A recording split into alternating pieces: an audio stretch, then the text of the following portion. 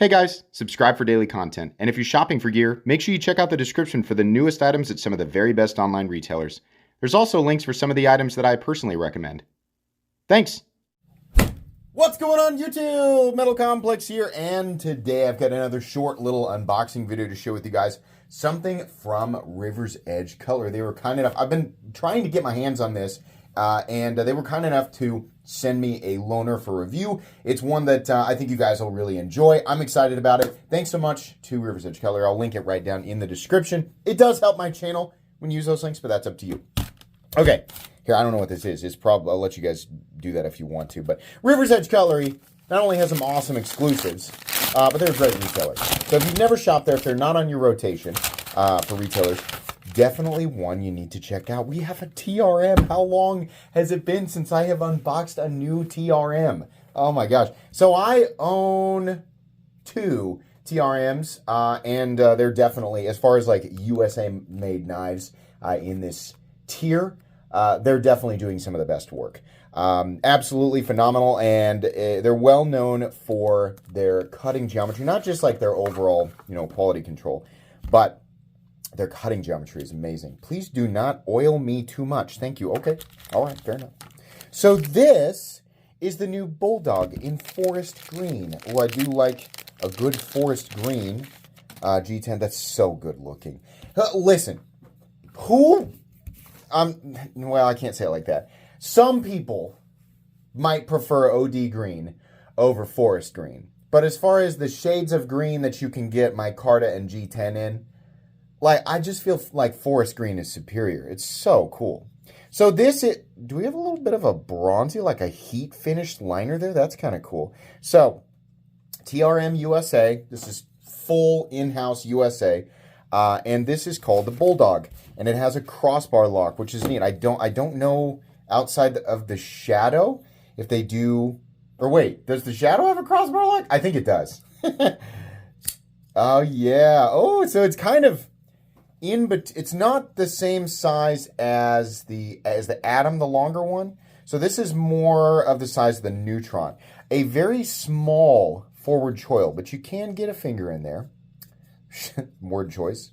Nice high tension Omega springs. Wow.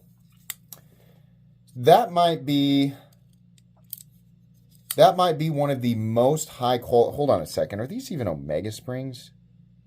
What we got going on in here? Almost certainly Omega springs. But this might be one of the best feeling crossbar locks I've ever felt. Listen, if you don't like the high tension Omega springs, then you might not like this. I like them because it keeps the crossbar from feeling all floppy and loosey-goosey. It also makes it to where whatever the deployment system is, it makes it to where there's enough tension holding it back that once you break that, once you get past that right about there, it kind of throws it, Really, really nice. Super solid feeling, super high quality feeling. So it's nice all the way around. We've got contouring. We've got the edges knocked down. A couple of screws in here, probably for the liner. We have what I have to assume is a titanium pocket clip. Really nice design on the clip as well. A couple more screws for the clip. And then you have this little slot here. Two things. The slot is fine. Okay, it works. I can clearly manipulate this, definitely. I wish the slot was bigger. Wish it was longer. I think they could just make their logo smaller, take up less space, but just a little bit more, so I've got a little bit more room in there. And then I kind of wish that the entire knife itself was just a hair bigger. Just a hair bigger. I also want some jimping up here, but it does feel really, really good. I have to assume that at some point they will make, because they've got two knives now, between this and the Shadow, they've got two knives with crossbar locks that are this size. So I have to assume eventually they're going to make an Atom-sized knife that has the crossbar lock as well. So a little bit big, that's just a preference, though, a little bit bigger, and then a little bit larger on the hole. I also, the more I manipulate this, the more I kind of hang on to it. I think I would prefer that the forward choil, or that choil area right there, was a little bit bigger. That or this area just be knocked down some. Because it feels like such a barrier, right? It's like you have to be right here. You can't be, you got to be either be on this side or this side. You can't be anywhere in between. knocking that down a bit. You might say it kind of takes away from the ergonomic lock-in a little bit, but I think it might make it slightly more comfortable. I also think that this version probably would have done well with just a thumb stud, but still though, it's still really, I think it might be those Omega springs that are assisting so much, because this is really easy to manipulate. A really nice EDC sized knife. Now, a lot of people are going to go and look up the price and freak out. We're not in the same, this isn't like a Spyderco or a US Kershaw. This is a small batch, all in-house USA shop. So the prices are going to be higher. Now, you don't have to buy something like this, but some people very specifically are going to want their knives made like this. This is very, very, very precision in-house. It's going to be expensive. It's going to be more expensive than buying a USA knife from Kershaw. It just is. But not everybody cares about those elements. They just care about the dollar for dollar value. And in that case, you have tons and tons and tons of choices. Let's do some size comparisons here real quick. I just realized my little NAF's burrito wasn't out. So up against the Hogue Deca, let's do the Ontario Rat Model 2.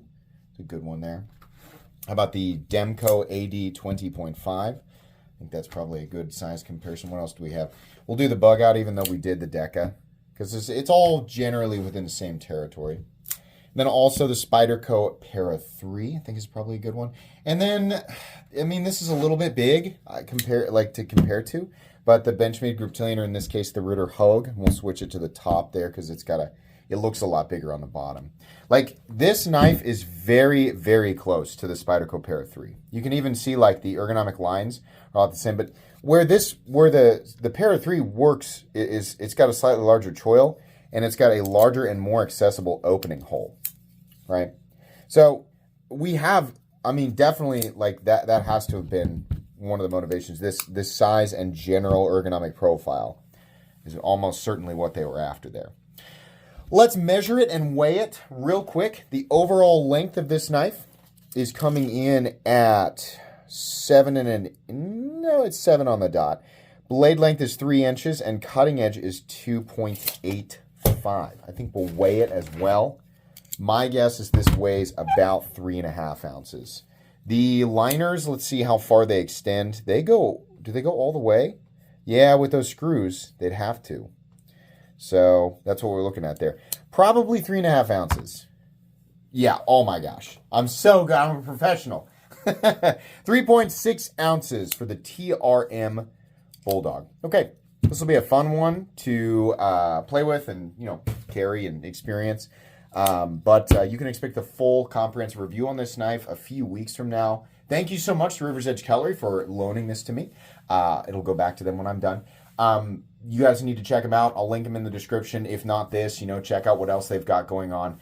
That's going to be it today. Please make sure to follow me on Instagram at metal_complex. If you enjoyed this video, leave a like. If you'd like to check out my other content, I do, of course, have lots of videos of knives that are either expensive or inexpensive that I do or don't like, so check those out. And if you enjoy all my content, go ahead and click on the Metal Complex logo right there and subscribe, because there's definitely more coming. Thanks again for watching, everybody, and have a great day.